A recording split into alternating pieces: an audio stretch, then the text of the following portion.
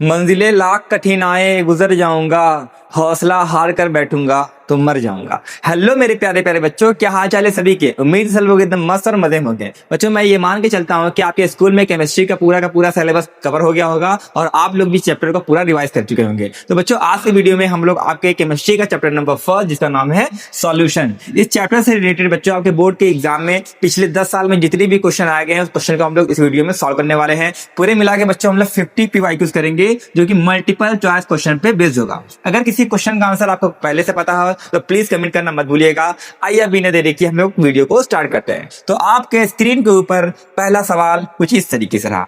तो सवाल कर रहा है बच्चों, आपके पास क्या है, आर्गन, CO2, SCHO, CH4। आपके पास ये 4 तरह की गैसेस दी गई हैं, ठीक है। इस गैसेस का क्या दिया हुआ है, इस गैसेस के बच्चों KH वैल्यू दिया है। आपको पता है KH का मतलब क्या होता है, KH का मतलब होता है हेनरीज कांस्टेंट। तो ये जो गैस दिए गए हैं, गैस का KH वैल्यू दिया गया है। तो क्या क्या KH वैल्यू है देख लो।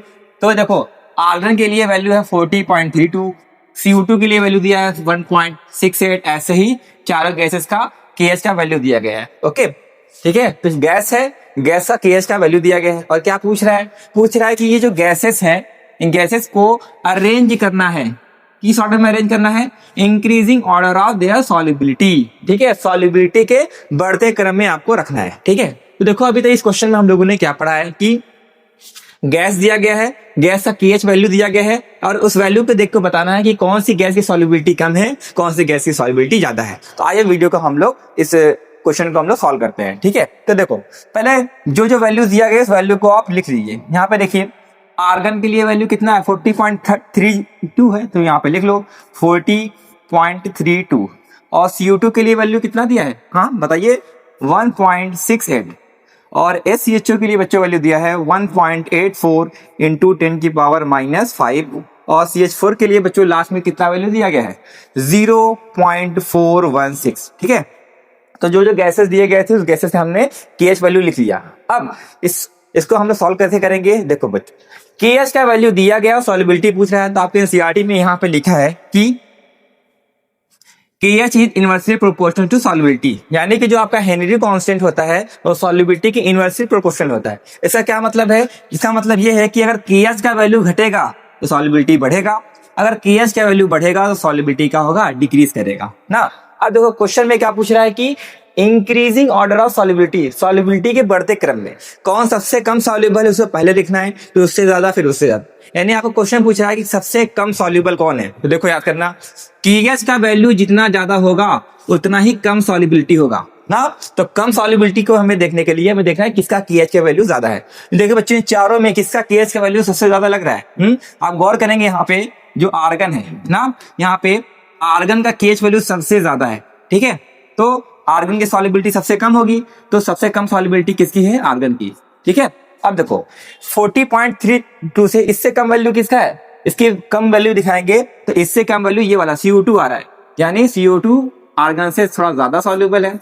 अब 1.68 से कम वैल्यू कौन है, इन दोनों में कम वैल्यू कौन है, इसके बाद ये नंबर आता है 0.416। तो यानी इसके बाद आपका है CH4, लास्ट में बच्चों आता है ये HCHO।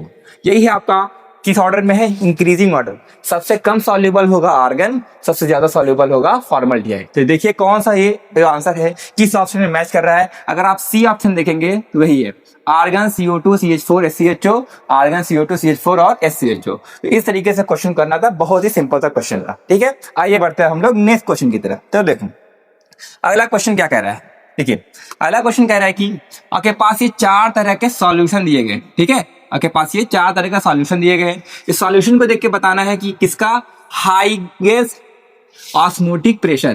कह रहा है कि बच्चों ये जो चारों सॉल्यूशन है, इस सॉल्यूशन में सबसे ज्यादा ऑस्मोटिक प्रेशर किसका होगा ना। तो पहले समझ लेते हैं ऑस्मोटिक प्रेशर क्या होता है। तो देखिए यहाँ पे तो क्या होता है ऑस्मोटिक प्रेशर, ऑस्मोटिक प्रेशर से बच्चों को हम लोग पाई से डिनोट करते हैं और ये क्या होता है, कॉलिगेटिव प्रॉपर्टी होता है। ठीक है, जो ऑस्मोटिक प्रेशर होता है वो क्या होता है, कॉलिगेटिव प्रॉपर्टी होता है। अब आपको पता है कॉलिगेटिव प्रॉपर्टी क्या होता है, वो प्रॉपर्टी जो number of mole of solid particle पे डिपेंड करते हैं।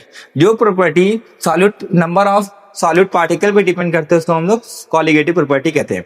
अब क्वेश्चन में कह रहा है कि सबसे ज्यादा ऑस्मोटिक प्रेशर किसका होगा, तो देखो बच्चों, जितना ज्यादा सॉल्यूट के पार्टिकल होंगे उतना ही ज्यादा ऑस्मोटिक प्रेशर है। क्यों? क्योंकि जो ऑस्मोटिक प्रेशर होता है वो सॉलिड पार्टिकल के डायरेक्टली प्रोपोर्शनल होता है। जितना ज्यादा पार्टिकल होगा उतना ज्यादा ऑस्मोटिक प्रेशर होगा। तो हमें देखना है कि किसका पार्टिकल सबसे ज्यादा है। आइए उसको हम लोग बारी बारी से सॉल्व करते हैं। अगर हम पहले ऑप्शन के बारे में बात करेंगे बच्चों, उसमें क्या दिया है, इसमें दिया है KCl। देखो, अब KCl को जब वाटर में डिसॉल्व करोगे तो टूटता है K प्लस में और Cl माइनस में। हाँ, तो टूटने के बाद आपको कितना पार्टिकल मिला, तो देखो यहाँ पे एक और एक पूरे मिला के 2 पार्टिकल है। ठीक है, अब ग्लूकोज के बारे में बात कर लेते हैं। ग्लूकोज का फॉर्मूला होता है C6H12O6। ठीक है, तो ग्लूकोज को जब वाटर में डिसॉल्व करेंगे तो बनाता है C6H12O6, यानी ग्लूकोज वैसे का वैसा ही रहता है, इसमें कोई भी पार्टिकल डिसोसिएट नहीं होता है। तो एक पार्टिकल पहले था, एक पार्टिकल बाद में था, तो नंबर ऑफ पार्टिकल 1। ठीक है, सी ऑप्शन के बारे में बात करते हैं। यहाँ पे दिया है यूरिया। यूरिया का फार्मूला होता है NH2CO NH2। This is the formula of urea. अब इसको वाटर में डिसॉल्व करते हो तो क्या होता है, NH2CO NH2, यानी इसमें भी कोई फार्मूले में चेंज नहीं होता है। यूरिया को भी वाटर में डिसॉल्व करते हैं तो कोई भी डिसोसिएशन नहीं होता है। एक पार्टिकल पहले था, एक पार्टिकल बाद में था, तो यहाँ पे भी नंबर ऑफ पार्टिकल 1। बात करेंगे CaCl2 कैल्शियम क्लोराइड के बारे में, तो क्या होगा, CaCl2 को जब हम लोग वाटर में डिसॉल्व करते हैं तो वार्निंग में जाता है, ये टूटता है Ca2 प्लस में और 2Cl माइनस में। हाँ, तो ये टूटता है यहाँ से Ca प्लस में टूटता है और Cl माइनस में, लेकिन यहाँ पे 2 Cl है तो 2 से हमने मल्टीप्लाई कर दिया। तो यहाँ पे देखो, एक कैल्शियम का पार्टिकल है और 2 Cl माइनस का है, तो ये पूरे मिला के 3 पार्टिकल है। तो अभी मैंने बताया कि जितना ज्यादा सॉल्यूट पार्टिकल होगा उतना ही ज्यादा ऑस्मोटिक प्रेशर होगा। तो देखो, सबसे ज्यादा सॉल्यूट पार्टिकल किस वाले में है, डी वाले में है। ठीक है, तो डी वाला ही आपका बिल्कुल करेक्ट ऑप्शन होगा। ठीक है, D is the correct option.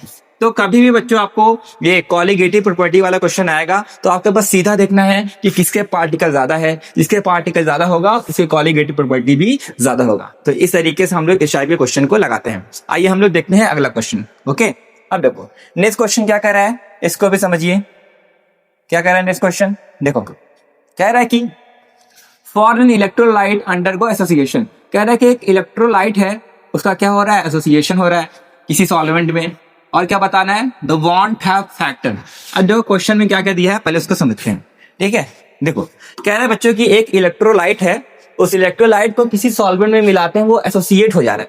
अब एसोसिएट का मतलब क्या होता है, एसोसिएट का मतलब होता है जुड़ जाना। मान लो कोई 2 पार्टिकल थे, उस पार्टिकल को वाटर में ऐड किया, दोनों जाके क्या हो गए, जुड़ गए। तो एसोसिएट का मतलब जुड़ना होता है। तो देखो बच्चों, होता क्या है, मान लो A और B, ठीक है, कोई 2 पार्टिकल था और 2 पार्टिकल को वाटर में ऐड किया, क्या हो गया, जुड़ गया ना। तो 2 से भले क्या हो गया, 1 हो गया। इसको हम लोग बोलते हैं एसोसिएशन। ठीक है, जब 2 लोग जाके जुड़ जाते हैं तो उसे एसोसिएशन बोलते हैं। ऐसे ही मान लो आपका एक पार्टिकल था, पानी में गया, पानी में जाने के बाद टूट जाता है। ठीक है, पानी में जाने में टूट जाएगा तो उससे बोलोगे क्या, डिसोसिएशन। ठीक है, I hope so association dissociation का मतलब समझ गए हम।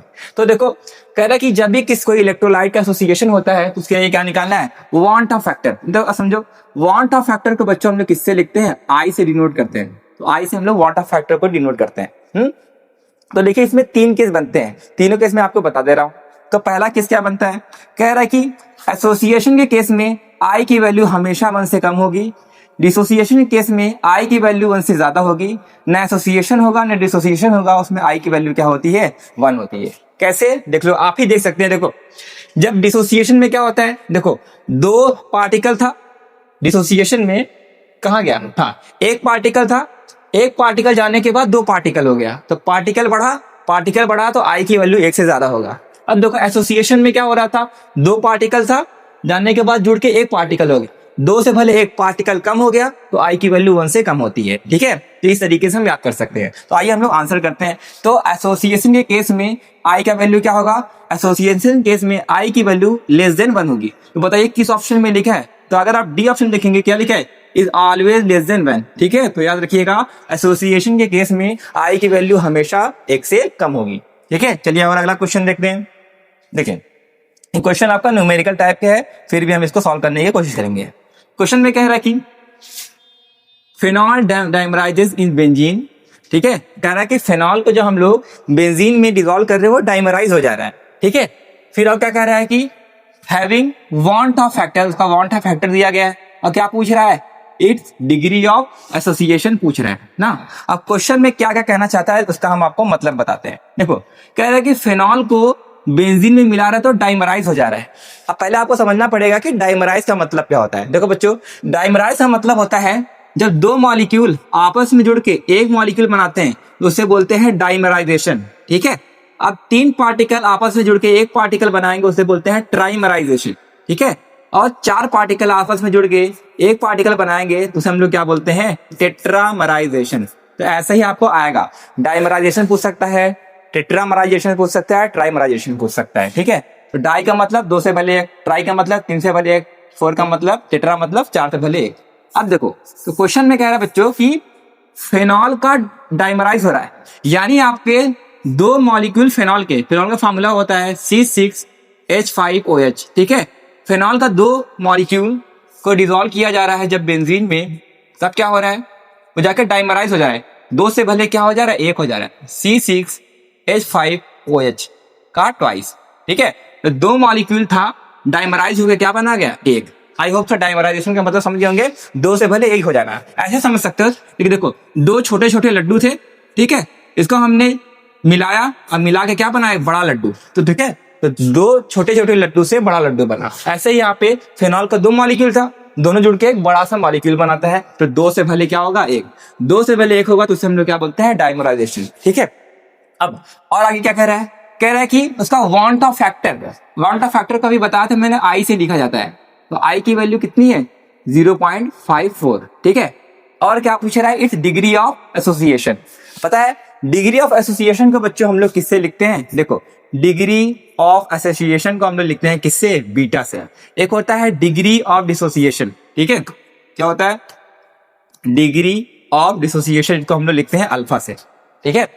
तो डिग्री ऑफ एसोसिएशन को बीटा से लिखते हैं और डिसोसिएशन को अल्फा से। तो हमें क्या पूछ रहा है यहाँ पे, इट्स डिग्री ऑफ एसोसिएशन, यानी हमें इस क्वेश्चन में बच्चों बीटा की वैल्यू निकालनी है। ठीक है। आई का वैल्यू दिया गया है 0.54 और बीटा का वैल्यू हमें निकालना है। आइए फटाक से निकालते हैं। तो देखो कभी भी आई का वैल्यू दिया होगा और बीटा का वैल्यू पूछेगा तो आपको बच्चों ये फार्मूला लिखाना है। ये फार्मूला किसके लिए है, सुन लीजिए। देखियो तो relation between want Hoff factor I and degree of dissociation. ठीक है। डिग्री ऑफ डिसोसिएशन और वांट ऑफ फैक्टर के बीच में एक फार्मूला है। वो फार्मूला क्या होता है, i is equals to 1 minus beta plus beta upon n. यहाँ पे आई क्या है, आई आपका वांट ऑफ फैक्टर है, बीटा क्या है बच्चों, डिग्री ऑफ डिसोसिएशन है। यहाँ पे एन क्या है, एन है बच्चों नंबर ऑफ पार्टिकल एसोसिएट, कितने पार्टिकल जुड़ रहे हैं। तो कैसे पता कितने पार्टिकल जुड़ रहे हैं, तो देखो क्वेश्चन में दिया है कि डाइमराइज का मतलब दो पार्टिकल। तो यहाँ एन की वैल्यू क्या रख देंगे, 2 रख देते हैं। आइए क्वेश्चन को हम लोग बारी बारी से सॉल्व करते हैं। तो पहले क्वेश्चन में क्या क्या दिया है, देखो आई की वैल्यू क्या है, यहाँ पे आई का वैल्यू कितना है 0.54, तो आई की जगह रख दीजिए 0.54। ओके। अब 1 minus beta plus beta upon n plus beta upon n. N का वैल्यू कैसे पता करेंगे, कितने पार्टिकल जुड़ रहे हैं, यहाँ पे 2 पार्टिकल जुड़ रहा है तो एन की वैल्यू क्या हो जाएगी, 2 हो जाएगी। इसी को सॉल्व कर दीजिए, बीटा की वैल्यू आ जाएगा। तो ये सॉल्व करते हैं। तो देखो 0.54 इज इक्वल्स टू 1। ठीक है। एक बीटा में से आधा बीटा गया तो कितना बचा, एक में से आधा गया तो आधा बचा, तो आ जाएगा माइनस बीटा अपॉन 2। अब बीटा को उधर भेज दो, नंबर को इधर भेज दो, तो क्या हो जाएगा, यहाँ पे देखिए beta by 2 is equals to 1 minus 0.54। ठीक है। अब 0.54 में से 1 को घटाइए तो कितना आएगा, हाँ 0.54 को 1 से आप सेपरेट करिए। आइए हम लोग सेपरेट करते हैं। 0.54 क्या होगा, ये 1 कैरी दे देगा, 0 हो जाएगा, ये 9 हो जाएगा, या 10 हो जाएगा। ठीक है। तो देखो 10 में से 4 गया बचा 6, 9 में से 5 गया बचा 4 पॉइंट, तो इतना ही आएगा। तो इनको घटाएंगे तो आएगा 0.46। ये किसके बराबर में चल रहा है बीटा अपॉन 2। अब 2 डिवाइड में इधर जाएगा मल्टीप्लाई में हो जाएगा, beta is equal to 0.46 into 2, तो कितना हो जाएगा 6 2 जा 12, कैरियर है 1, 4 2 जा 8, 1 9.20 जा 0। तो बीटा की वैल्यू कितना आ गया 0.92। तो बताइए किस ऑप्शन में आपको मैच कर रहा है, किस ऑप्शन में मैच कर रहा है, तो देखिए सी वाला ऑप्शन देखिए 0.92। बहुत ही इजी सा क्वेश्चन था। मिला जुला के क्वेश्चन में क्या था, आई का वैल्यू दिया था, बीटा का वैल्यू पूछ रहा था, हमने बस सीधा सा फार्मूला रख दिया। बस आपको दिक्कत आएगी एन की वैल्यू निकालने में। एन की वैल्यू कैसे निकालोगे, क्वेश्चन में दिया रहेगा हिंट, क्या लिखा है डाइमराइज का मतलब 2 से भले 1, तो कितने लोग जुड़ रहे हैं, दो से भले एक जुड़े हैं तो जितने लोग जुड़ेंगे उसी का वैल्यू हम क्या रखना है, n की वैल्यू को रख देना है। इस तरीके से क्वेश्चन को हम लोग सिंपली सॉल्व कर सकते हैं। ठीक है, आइए बढ़ते हैं अगले क्वेश्चन की तरफ। अगला क्वेश्चन क्या है?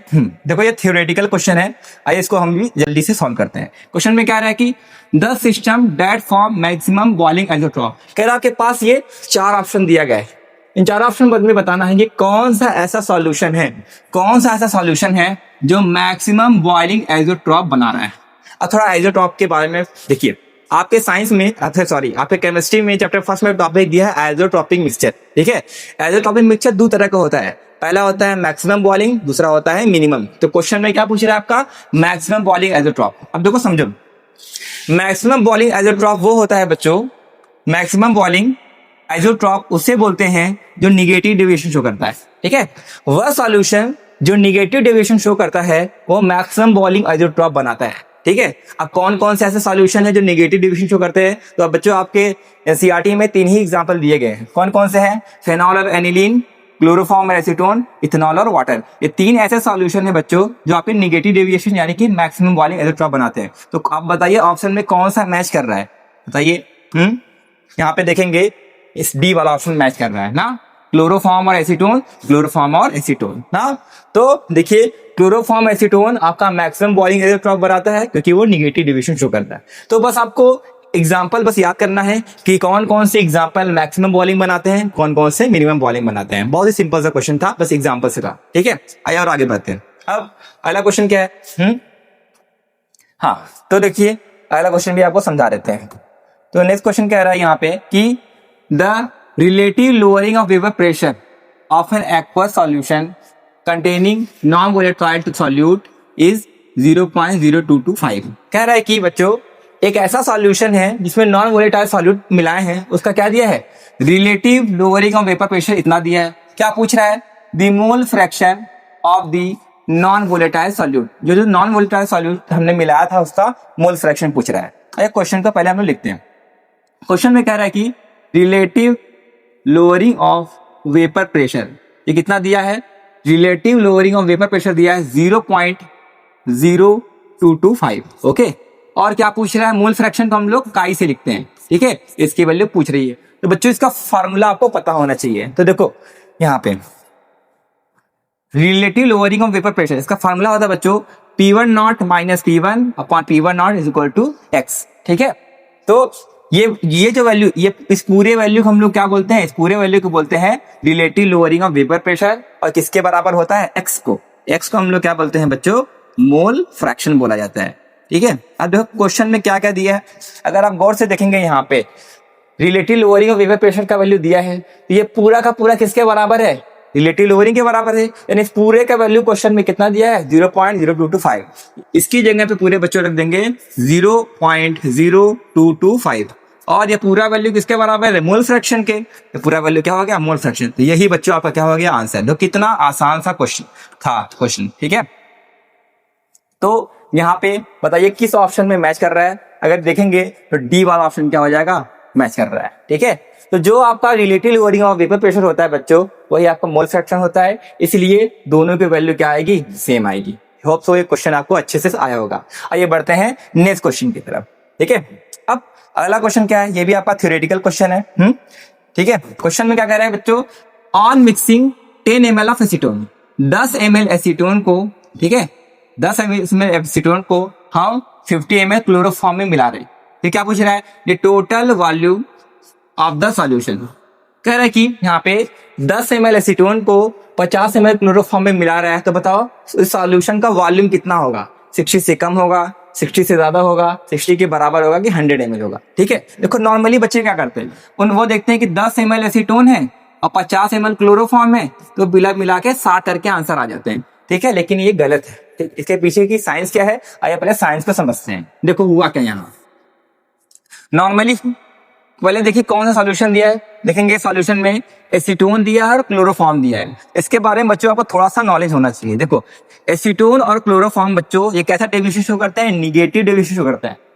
एसीटोन और क्लोरोफॉर्म कैसा शो करते हैं, निगेटिव डेविएशन। और बच्चों याद रखना, निगेटिव डेविएशन में जो वॉल्यूम होता है वो क्या होता है, डिक्रीज हो जाता है, वो क्या होता है, घट जाता है। तो नॉर्मली क्या होता है, देखो 10 ml को मिलाते हैं 50 ml में, तो बनना क्या चाहिए था 60, लेकिन निगेटिव डेविएशन की वजह से वॉल्यूम घट जाता है, घटने की वजह से वो क्या हो जाता है 60 से कम।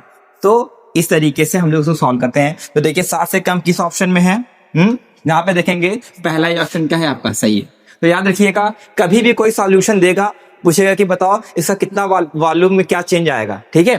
तो अगर निगेटिव डेविएशन होगा बच्चों तो टोटल वॉल्यूम से कम हो जाएगा, अगर पॉजिटिव डेविएशन शो करेगा तो टोटल वॉल्यूम से ज्यादा, ठीक है। तो आपको ये याद होना चाहिए बच्चों कि कौन सा सॉल्यूशन कौन सा डेविएशन शो करता है। टॉपिक का नाम है आपका non ideal solution. Non ideal solution में दो तरह के होते हैं, पहला होता है आपका पॉजिटिव और निगेटिव। तो पॉजिटिव कौन कौन से एग्जाम्पल है, निगेटिव डेविएशन कौन से एग्जाम्पल है, ये एग्जाम्पल को आप अच्छे से लर्न कर रहिएगा, ठीक है। तो बस मैंने एग्जाम्पल के कॉन्सेप्ट से इसको मैंने सॉल्व कर दिया। आइए और आगे बढ़ते हैं। तो अगला क्वेश्चन ये आपका न्यूमेरिकल है। हाँ, इस न्यूमेरिकल को पहले मैं आपको समझाता हूँ। तो क्वेश्चन में कह रहा है कि 1% solution of solute x is isotonic with 6% solution of sucrose of molar mass 342 ग्राम। ठीक है, क्या कह रहा है कि कोई सॉल्यूट है, हमें नहीं पता वो सॉल्यूट कौन सा है, उसका हमने 1% सॉल्यूशन बनाया, ठीक है। फिर हमने क्या किया, सुक्रोज का हमने 6% सॉल्यूशन बनाया। तो हमने क्या देखा, दोनों कैसा है, आइसोटोनिक सॉल्यूशन। पता है आइसोटोनिक सॉल्यूशन क्या होता है, जो ऐसा सॉल्यूशन जिसका ऑस्मोटिक प्रेशर, ठीक है, जिसका ऑस्मोटिक प्रेशर क्या होता है, सेम होता है, उसको हम लोग क्या बोलते हैं, आइसोटोनिक सॉल्यूशन कहते हैं, ठीक है। तो और क्या पूछ रहा है आपको, molar mass of solute x. कह रहा है कि जो हमने ये सॉल्यूट लिया था इसका हमें क्या निकालना है, मोलर मास निकालना है, ठीक है। अब आइए क्वेश्चन को थोड़ा हम लोग डिकोड करते हैं, ठीक है। तो देखो क्या कहे, आपके पास दो सॉल्यूशन है, मैं लिख लेता हूं।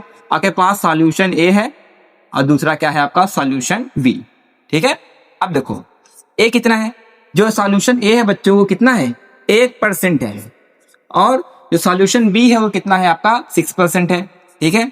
अब देखो पहले समझो, केमिस्ट्री में 1% सॉल्यूशन का मतलब क्या होता है पता है, 1% सॉल्यूशन का मतलब होता है कि 1 ग्राम सॉल्यूट है, 1 ग्राम क्या है, सॉल्यूट है, और आपका 99 ग्राम क्या है, सॉल्वेंट, ठीक है। ये होता है आपका 1% सॉल्यूशन का मतलब। 99 और 1 मिलाएंगे तो आपका 100 हो जाएगा, ठीक है। तो जितना परसेंट दिया होता है उतना ग्राम सॉल्यूट होता है, और 100 में से घटा दो तो वो आपका सॉल्वेंट हो जाएगा।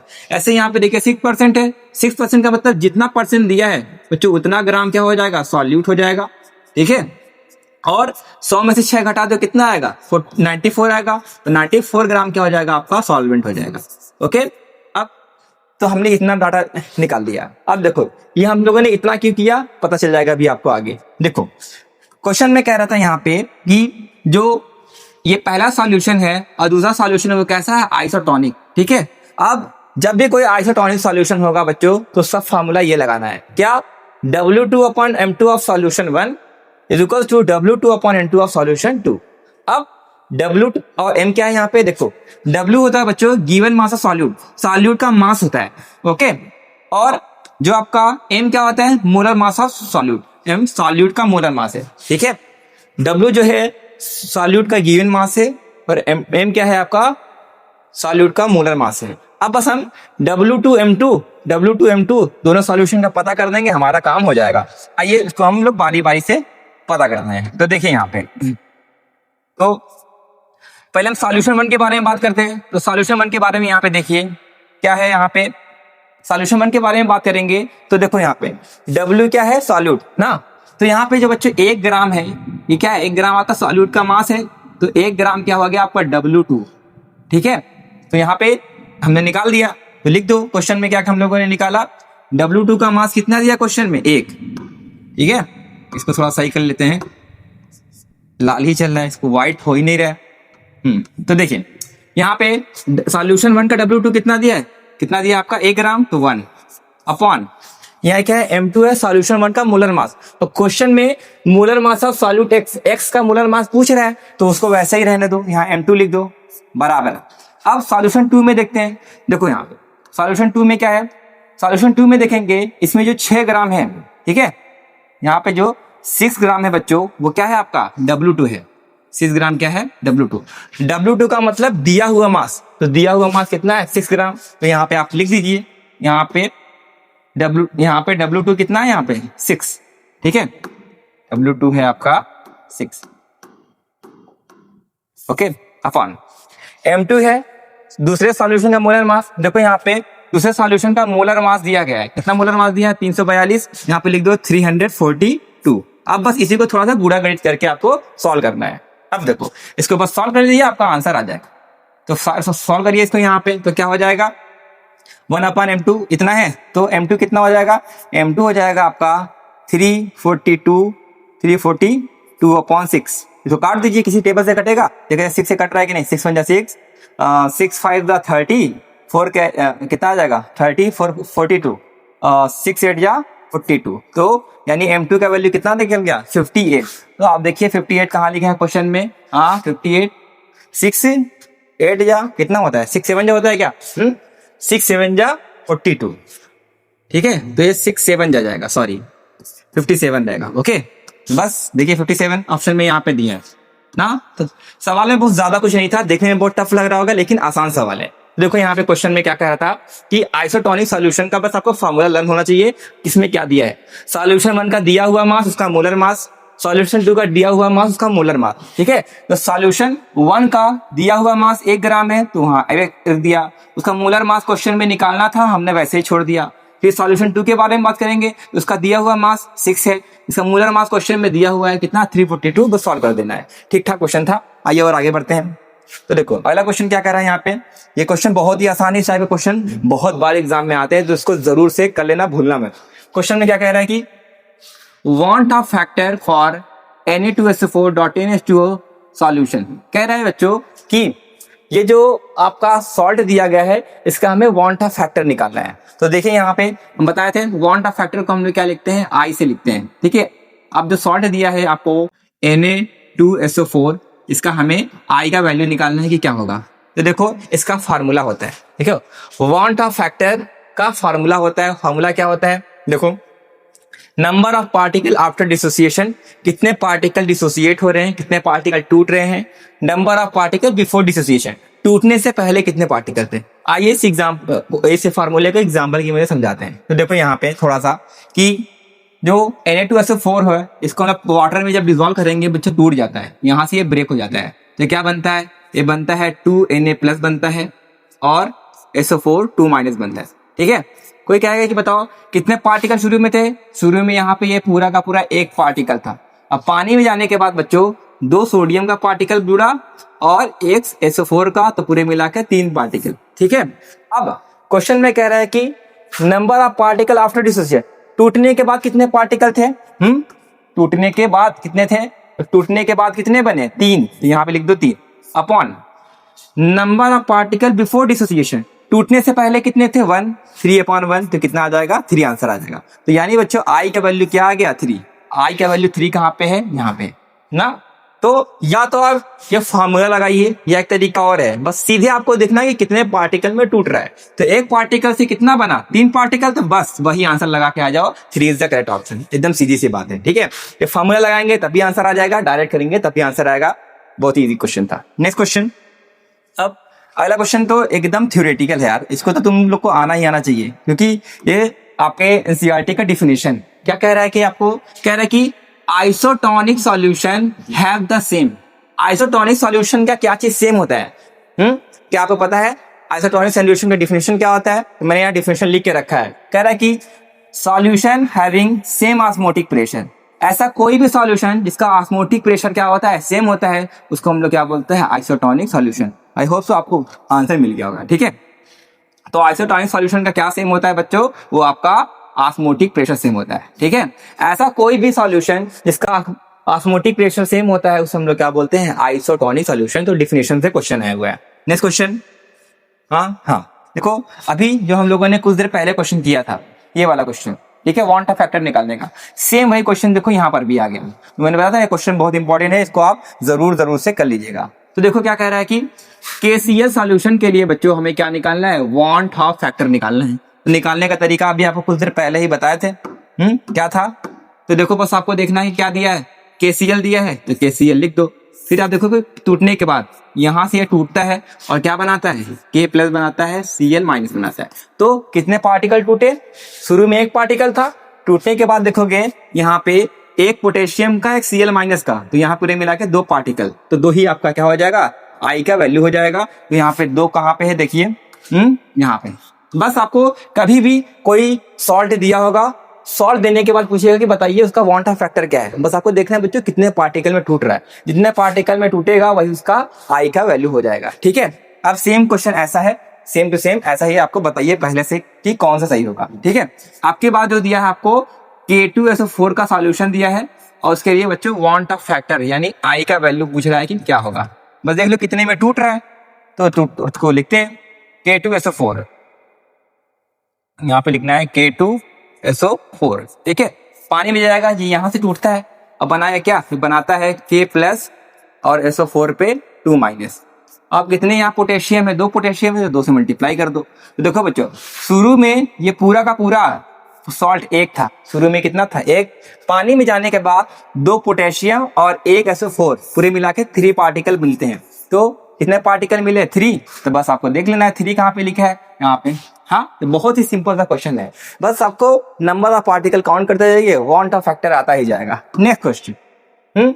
अब ये भी आपका थ्योरेटिकल क्वेश्चन है, आइए इसको भी कर लेते हैं। क्या कह रहा है कि the colligative property use for determination of molar mass, कह रहा है कि कौन सा कॉलीगेटिव प्रॉपर्टी है जो मोलर मास को डिटरमाइन करता है, पता लगाता है, किसके मोलर मास को, पॉलीमर और प्रोटीन। कह रहा है कि पॉलीमर और प्रोटीन के जब मोलर मास हमें फाइंड आउट करना होता है तो कौन सा हमें कॉलीगेटिव प्रॉपर्टी यूज करना होता है। तो ये भी एनसीईआरटी में आपके लिखा हुआ है। तो देखिए बच्चों, तो जो आपका ऑस्मोटिक प्रेशर होता है, ठीक है, ये वही आपका कॉलीगेटिव प्रॉपर्टी है जो क्या करता है, पॉलीमर और प्रोटीन के मोलर मास को फाइंड आउट करता है। क्यों फाइंड आउट करता है, इसका मैंने यहाँ पे रीजन भी लिख दिया है। तो आइए इसको पहले मैं स्टेप बाय स्टेप आपको समझाता हूँ। देखो, कह रहा है कि osmotic pressure is the best method for the determination of molar mass of polymers of and protein. ठीक है, कह रहा है कि जो ऑस्मोटिक प्रेशर होता है वो आपका बेस्ट मेथड माना जाता है प्रोटीन और पॉलीमर का मास, मॉलिक्यूलर मास डिटरमाइन करने के लिए। क्यों, ड्यू टू फॉलोइंग रीजन, ये 2 ऐसे रीजन है जो आपको बताता है कि क्यों ऑस्मोटिक प्रेशर ही यूज किया जाता है। पहला तो ये होता है कि it is measure at the room temperature. बच्चों, जो ऑस्मोटिक प्रेशर होता है उसको हम लोग रूम टेम्परेचर पे ही मेजर कर सकते हैं। ठीक है, अलग से हीट देने की जरूरत नहीं है, हमारे नॉर्मल टेम्परेचर पे ही आपका मॉलिक्यूलर मास फाइंड आउट हो सकता है ऑस्मोटिक प्रेशर की मदद से। फिर दूसरा कहता है कि यहाँ पे मोलैरिटी यूज होता है, किसके मुकाबले, मोलैरिटी। ठीक है, यहाँ पे मोलैरिटी यूज किया जाता है, न कि मोलैरिटी। तो यही एनसीईआरटी में 2 ऐसा रीजन दिया गया है जिसकी वजह से हम लोग क्या कहते हैं, ऑस्मोटिक प्रेशर को ही अच्छा मानते हैं किसी पॉलीमर और प्रोटीन का मोलर मास फाइंड आउट करने के लिए। तो बहुत ही सिंपल सा क्वेश्चन था, ये भी आपके शॉर्ट और लॉन्ग में क्वेश्चन भी आया है, इसका रीजन भी पूछा गया है। ठीक है, तो ऑस्मोटिक प्रेशर बच्चों ऐसा कॉलीगेटिव प्रॉपर्टी है जिसकी वजह से हम लोग क्या करते हैं, पॉलीमर और प्रोटीन का मोलर मास डिटरमाइन करते हैं। होप सो ये आपको अच्छे से क्लियर हो गया होगा। ओके, बढ़ते हैं हम लोग नेक्स्ट क्वेश्चन की तरफ। अब अगला क्वेश्चन क्या कह रहा है, देखो बच्चों, ये जो अगला क्वेश्चन है ये बेस्ड है आपके हेनरी लॉ पे। हेनरी लॉ आपने पढ़ा होगा, आपने पढ़ा होगा हेनरी लॉ, उसका एप्लीकेशन। हेनरी लॉ का 3 एप्लीकेशन होता है। पहला कौन सा एप्लीकेशन है कि जो हम लोग कोल्ड ड्रिंक होता है उसमें CO2 भरते हैं, उसके बाद जो स्कूबा डाइवर्स होते हैं वो जब समुद्र के अंदर जाते हैं तो टैंक लेके जाते हैं। और उसका तीसरा एप्लीकेशन था, याद है, जब हम लोग पहाड़ों पे जैसे जैसे जाते हैं तो पहाड़ों पे हमारे ब्लड में जो ऑक्सीजन उसका लेवल क्या होगा उसके बारे में भी दिया था ना। तो उसी से रिलेटेड क्वेश्चन है, आज क्वेश्चन को हम लोग पढ़ते हैं। तो क्या क्वेश्चन है इसको समझते हैं। देखो, कह रहा है कि low concentration of oxygen in the blood and tissue of people living at high altitude. कह रहा है कि वह लोग जो ऊंचाइयों पे रहते हैं, ठीक है, उनके ब्लड में ऑक्सीजन के लेवल जो बच्चों होता है वो बहुत ज्यादा कम होता है। ठीक है, क्वेश्चन कह रहा है कि जो लोग पहाड़ों पे रहते हैं उनके बॉडी में, उनके ब्लड में ऑक्सीजन का लेवल कम होता है। ठीक है, वो किस वजह से होता है, आपके पास ये 4 ऑप्शन दिया गया है ना। आइए पहले आपको कॉन्सेप्ट को बताते हैं, ये कॉन्सेप्ट क्या है। देखो, जो लोग पहाड़ों पे रहते हैं, जो लोग ऊंचाइयों पे रहते हैं बच्चों, ठीक है, तो जैसे जैसे आप पहाड़ के ऊपर जाएंगे तो आपका एटमॉस्फेरिक प्रेशर क्या होता है, डिक्रीज होता है। आप जैसे जैसे ऊपर जाएंगे आपको देखेंगे सांस लेने में प्रॉब्लम होती है। उसका रीजन यही है कि जैसे जैसे हम ऊपर जाते हैं तो हमारे ऊपर लगने वाला एटमॉस्फेरिक प्रेशर घट जाता है। ठीक है, ऊपर जैसे जैसे जाओगे एटमॉस्फेरिक घटेगा।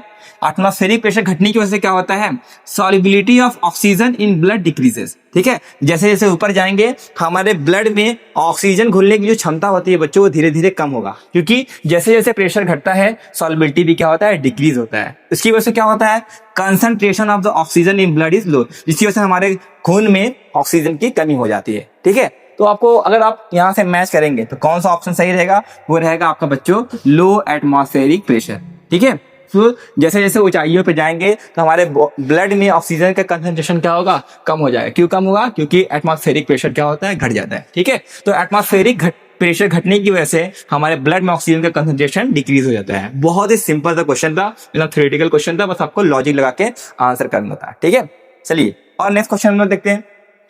नेक्स्ट क्वेश्चन क्या है, आइए इसको भी समझ लेते हैं। क्या कह रहा है कि on dissolving ammonium chloride in water, कह रहा है कि हम लोग जब अमोनियम क्लोराइड को वाटर में डिसॉल्व करते हैं रूम टेम्परेचर पे, क्या होता है, the solution feel cool to touch. जो सॉल्यूशन होता है बच्चों को कैसा होता है, आपका बिल्कुल ठंडा हो जाता है। अमोनियम क्लोराइड को पानी में मिलाता है तो देखते हैं जो वाटर होता है बिल्कुल ठंडा हो जाता है। ठीक है, फिर आपको क्या बताना है, under which of the following condition does salt dissolve faster. कह रहा है कि अमोनियम क्लोराइड को जब वाटर में डिसॉल्व करते हैं इनमें से हम क्या बदलाव करेंगे कि जो उसका डिसोल्यूशन प्रोसेस है, घुलने की क्षमता है, वो जल्दी जल्दी घुल जाए। ठीक है, तो जैसे आप समझिए, ऐसे मान लो आप नमक है, नमक को पानी में घोलोगे नॉर्मली तो मिल जाएगा, लेकिन गर्म पानी में आप नमक को बच्चों घोलोगे वो जल्दी घुल जाता है। ठीक है, तो उसी से रिलेटेड क्वेश्चन है, क्वेश्चन को समझाते हैं। जो टॉपिक का नाम है वो क्या है आपका, देखिए टॉपिक का नाम है वो है आपका solubility of solid in liquid. आपके एनसीईआरटी में दिया है, सॉलिड को जब लिक्विड में डिसॉल्व करते हैं तो उसकी सॉल्युबिलिटी पे क्या इफेक्ट पड़ता है, उसी से क्वेश्चन आया है। कैसे पता, देखो यहाँ पे अमोनियम क्लोराइड बच्चों एक सॉल्ट होता है, सॉल्ट आपका सॉलिड होता है, उसको डिसॉल्व करेंगे वाटर में, वाटर क्या है आपका लिक्विड है। सॉलिड को लिक्विड में डिसॉल्व करते हैं तो उसकी सॉल्युबिलिटी पे क्या असर होता है, तो एनसीईआरटी में दो चीजें दी गई, इसको बताते हैं। तो देखो अगर आप अमोनियम क्लोराइड को वाटर में डिसॉल्व करते हैं और डिसॉल्विंग जो प्रोसेस होगा वो आपका कैसा होगा, एंडोथर्मिक। ठीक है, एंडोथर्मिक प्रोसेस होगा तो क्या होगा, अगर डिसॉल्व करने पे प्रोसेस एंडोथर्मिक होगा बच्चों तो सॉल्युबिलिटी बढ़ाएंगे, टेम्परेचर क्या होगा, बढ़ेगा। बस आपको ये चेक करना है कि प्रोसेस है एक्सोथर्मिक है कि एंडोथर्मिक है ना। देखो क्वेश्चन में एक हिंट दिया है, क्या दिया है, कह रहा है कि डिसॉल्व करने पे सॉल्यूशन कैसा हो जा रहा है बच्चों, ठंडा हो जा रहा है, कूल हो जा रहा है। ठीक है, तो ऐसा प्रोसेस जिसमें हीट एब्जॉर्ब हो जाए, जिसमें चीजें क्या हो जाए, ठंडी हो जाए, उसे हम लोग बोलते हैं एंडोथर्मिक प्रोसेस। तो अमोनियम क्लोराइड को वाटर में डिसॉल्व करने पे टेम्परेचर कम हो जा रहा है, यानी कि जो डिसोल्यूशन प्रोसेस है बच्चों वो आपका एंडोथर्मिक है। एंडोथर्मिक में क्या होगा, जितना ज्यादा टेम्परेचर बढ़ाएंगे उतनी ज्यादा सॉल्युबिलिटी होगी। ठीक है, मेरे क्वेश्चन में कह रहा है कि किस कंडीशन में इसकी डिसॉल्विंग पावर बढ़ेगी, तो बच्चों जितना टेम्परेचर होगा उतना ज्यादा उसकी डिसॉल्विंग पावर बढ़ेगी। तो देखिए हाई टेम्परेचर कहाँ पे दिया है क्वेश्चन में, यहाँ पे आप देखेंगे तो देखो हॉट वाटर, गर्म पानी दो ही जगह है, कोल्ड में तो नहीं होगा, गर्म ठंडे पानी में बहुत ज्यादा डिसॉल्व नहीं होगा। हमने बताया कि गर्म पानी में नमक तेज घुलता है, तो यहाँ भी हॉट वाटर है, यहाँ भी। अब भाई इन दोनों में से कौन होगा, अब देखो यहाँ पे भी थोड़ा सा हिंट दिया है, कह रहा है कि ये या तो पाउडर के फॉर्म में होगा या तो क्रिस्टल के फॉर्म में होगा। जमा हुआ नमक जल्दी घूमेगा कि जो पाउडर है, पाउडर वाला, तो पाउडर वाला नमक आसानी से घुल जाता है। ठीक है, तो अमोनियम क्लोराइड को वाटर में डिसॉल्व करने के लिए पानी गर्म होना चाहिए और वो पाउडर के फॉर्म में होना चाहिए। B is the very correct answer. ठीक है, ये सब आपके बोर्ड में आगे क्वेश्चन है, बहुत ही सिंपल से क्वेश्चन है, बस आपको डीपली स्टडी करके उसके कॉन्सेप्ट को आपको जानना पड़ेगा। ठीक है, आइए अगला क्वेश्चन देखते हैं। अब देखो अगला क्वेश्चन, ये जो क्वेश्चन है बच्चों आपका हेनरी लॉ से लिया गया है। ठीक है, क्या कह रहा है, कह रहा है कि value of Henry constant KH. कह रहे थे बच्चों केएच का जो वैल्यू होगा ना वो टेम्परेचर घटाने से बढ़ेगा कि टेम्परेचर बढ़ाने से घटेगा, टेम्परेचर बढ़ाने से बढ़ेगा, या फिर कोई भी चेंज नहीं आएगा ना। यानी आप पूछ रहा है कि जो टेम्परेचर है और हेनरी कांस्टेंट से इनका क्या रिलेशन है। ठीक है, तो यहाँ पे मैं आपको बता देना चाहता हूँ कि यहाँ पे जो केएच होता है वो टेम्परेचर के डायरेक्टली प्रोपोर्शन होता है। हाँ, डायरेक्टली प्रोपोर्शन का मतलब क्या होता है, मतलब ये कि जितना ज्यादा टेम्परेचर होगा बच्चों उतना ही ज्यादा केएच का क्या होगा, वैल्यू होगा। ठीक है, इसका पीछे का लॉजिक क्या है आपको थोड़ा लॉजिक भी बता देते हैं। देखो जैसे जैसे टेम्परेचर बढ़ाते हो बच्चों, जैसे जैसे टेम्परेचर बढ़ता जाएगा गैस की सॉल्युबिलिटी कम होगी, और जितनी सॉल्युबिलिटी कम होगी उतना ही ज्यादा केएच का वैल्यू होगा। ठीक है, तो मिला जुला कहने का मतलब यह है कि जैसे जैसे टेम्परेचर बढ़ेगा KH का वैल्यू क्या होगा, बढ़ेगा। अब बताइए इस हिसाब से कौन सा रिलेशन आपको सही लग रहा है, बताइए। कि देखो यहाँ पे लिखा है ना, टेम्परेचर बढ़ाने से अरे यार ये तो काम ही नहीं करता। टेम्परेचर बढ़ाने से आपका KH का वैल्यू इंक्रीज होगा, ठीक है। तो यहाँ पे क्वेश्चन में साफ साफ लिखा है कि टेम्परेचर बढ़ाएंगे तो KH का वैल्यू क्या होगा, बढ़ेगा। टेम्परेचर अगर बढ़ाएंगे तो KH का वैल्यू बढ़ेगा। इसका मतलब सी वाला ही क्या आपका बिल्कुल करेक्ट ऑप्शन है। तो आपको थोड़ा सा हेनरी, जो आपका हेनरीज लॉ है उसके बारे में अच्छे से पढ़ना होगा कि हेनरी लॉ का डिफिनेशन क्या है और इसका फार्मूला क्या है, इसका एप्लीकेशन क्या है, उसमें KH का क्या रोल है सॉल्युबिलिटी पे। जब आप टॉपिक को एकदम क्लियरली पढ़ेंगे तभी क्वेश्चन को आप अच्छे से लगा पाएंगे, वो कितना ही हार्ड या इजी क्वेश्चन क्यों ना हो। ओके चलिए और आगे बढ़ते हैं।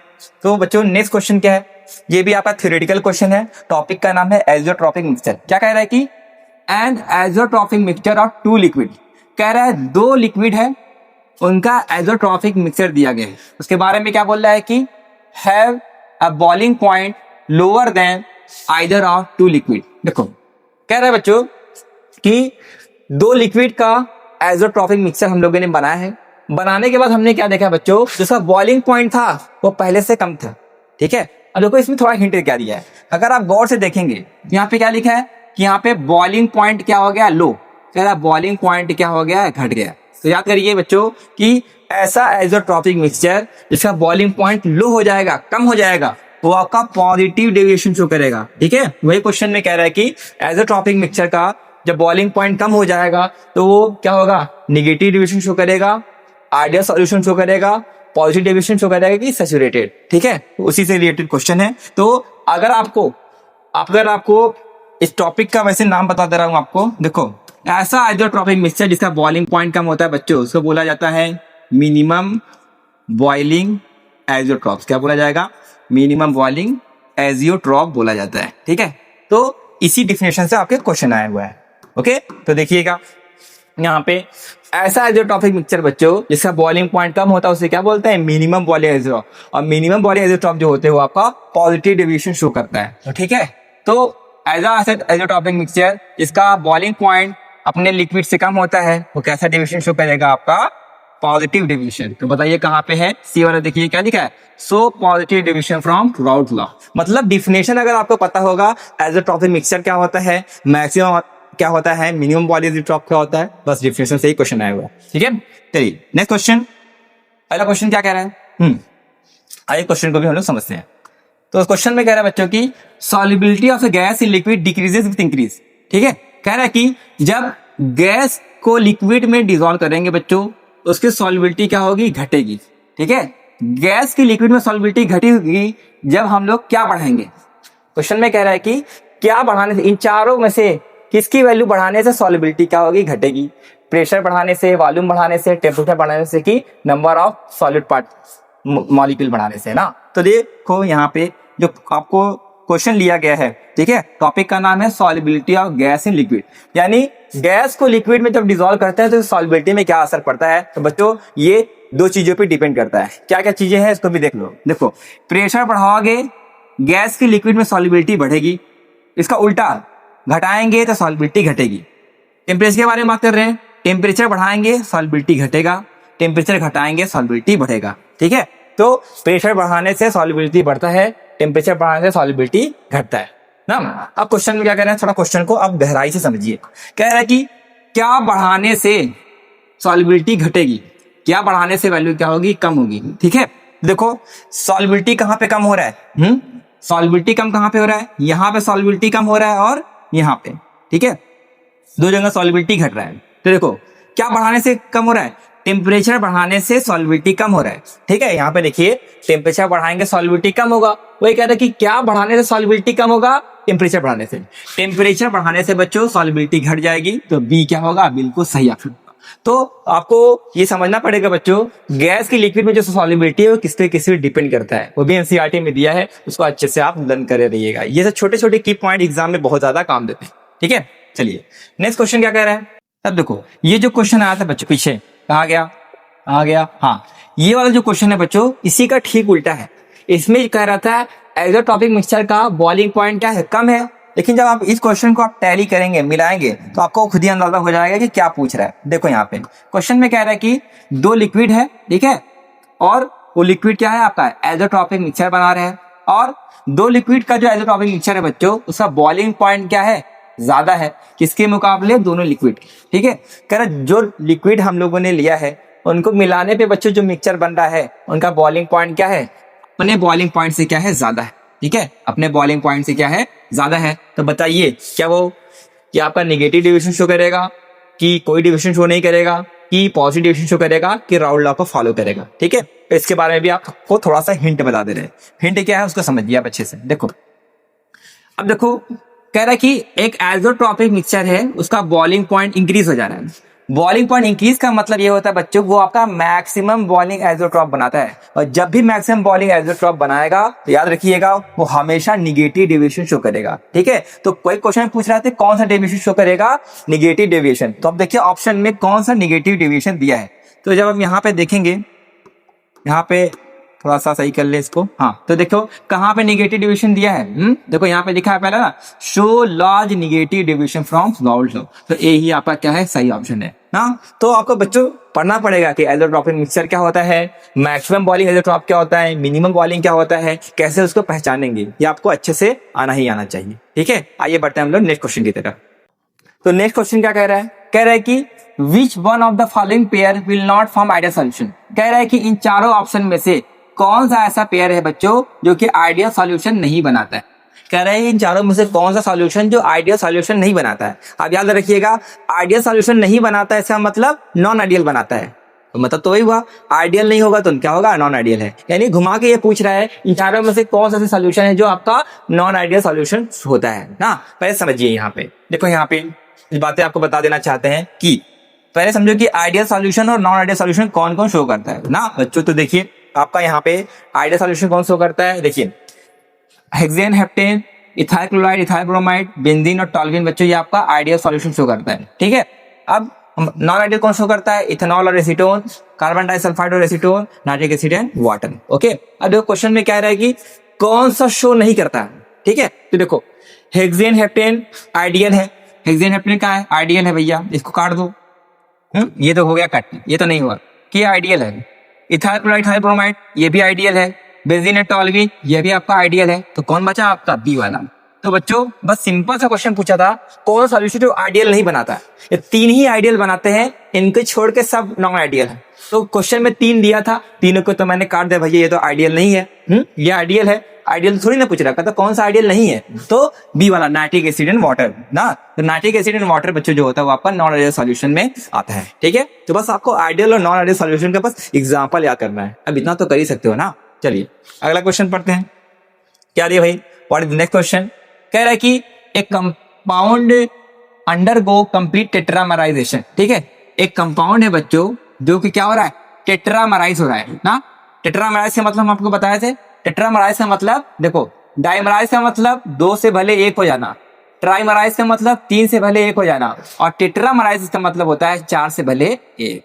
ठीक है, तो ये कह रहा है कि एक कंपाउंड है, एक कंपाउंड है वो आपका क्या हो रहा है, चार से भले क्या हो जा रहा है, एक हो जा रहा है। ठीक है, तो क्या पूछ रहा है, इन ए गिवन सॉल्वेंट, तो क्या पूछ रहा है, द वांट ऑफ फैक्टर, आपको बताना है आई क्या होगा। ठीक है, अब थोड़ा सा इसको मैं आपको बताना चाहता हूं और गंभीरता से। देखो यहाँ पे क्या कहना चाह रहा है, कह रहा है एक कंपाउंड है, मान लेता हूँ कंपाउंड क्या है, ए कोई कंपाउंड है। ठीक है, जो कंपाउंड क्या हो रहा है, वो टेट्रामराइज हो रहा है, यानी इसके चार मॉलिक्यूल जुड़ के कितना बना रहा है बच्चों, ये आपका चार मॉलिक्यूल जुड़ के एक मॉलिक्यूल बना रहा है। ऐसे समझो चार छोटे छोटे लड्डू हैं। ठीक है, ये चार छोटे छोटे लड्डू बच्चों जुड़ के क्या होते हैं, एक बड़ा सा लड्डू बनाते हैं, इसको बोलते हैं टेट्रामराइजेशन। चार से भले एक हो जाएंगे उससे बोलते हैं टेट्रामराइजेशन। तो कोई कंपाउंड था, उसके चार मॉलिक्यूल जुड़ के एक मॉलिक्यूल बनाते हैं, तो उसका बनाता है वांट ऑफ फैक्टर। तो देखो इसका फार्मूला होता है बच्चों, वो फार्मूला क्या होता है, फार्मूला होता है यहाँ पे कि जुड़ने के बाद कितने लोग थे और जुड़ने से पहले कितने लोग थे। देखो जुड़ने के बाद कितने लोग बने, एक बने, तो एक ऊपर लिख दो। जुड़ने से पहले कितने लोग थे, चार थे, तो 1/4। अब 1/4 कितना होता है, 1/4 होता है 0.25। दिस इज द आंसर, बस आपको यही निकालना था। ठीक है, तो आप वांट ऑफ फैक्टर का बच्चों अपने एनसीईआरटी में तीन फार्मूला दिया है, उन तीनों फार्मूलों को लर्न कर लीजिएगा। ठीक है, तो क्वेश्चन को मैंने यहाँ पे कैसे किया, क्वेश्चन में हिंट दिया था कि एक कोई कंपाउंड है, ओके, इसका क्या हो रहा है? टेट्रामराइजेशन। टेट्रा मतलब 4 से भले 1 हो रहे हैं, ठीक है, 4 से भले 1 हो रहे हैं, तब उसके लिए आई का वैल्यू क्या होगा? तो इसका एक फॉर्मूला होता है, number of particle after association, number of particle before association. जुड़ने के बाद कितने लोग थे अपॉन जुड़ने के पहले कितने लोग थे, बस उसी को डिवाइड कर दो, आंसर आपका आ जाए। ठीक है, चलिए और अगला क्वेश्चन देखते हैं।